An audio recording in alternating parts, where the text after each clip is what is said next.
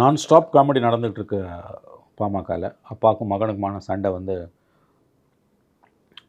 இறுதிக்கட்டம் நம்ம நினச்சோம். இறுதிக்கட்டம் இல்லை, இது இப்படியே ஓடும் போல் இருக்குது. ஃபைனலில் கிளைமாக்ஸுக்கு போகாமல் இப்படியே அப்பாவும் மகனும் அடிச்சுக்கிட்டு போவாங்கன்னு தான் தோணுது.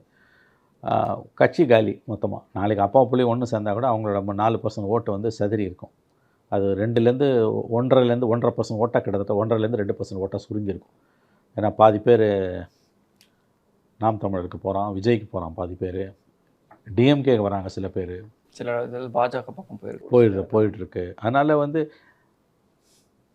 2017, 21 எடப்பாடி பீரியடில், அதுக்கு பிறகு 21 ஆட்சி மாற்றத்துக்கு பிறகு 22 எப்படி வந்து அதிமுக ஒரு நெருக்கடிக்கு உள்ளாகிறதோ அது மாதிரி திமுக 2026 ஒருவேளை ஆட்சி இழந்தால், அது வேறு சம்பவங்கள் நிகழ்ந்தால் நெருக்கடியை சந்திக்கும், மிக கடுமையான நெருக்கடியை சந்திக்கும்.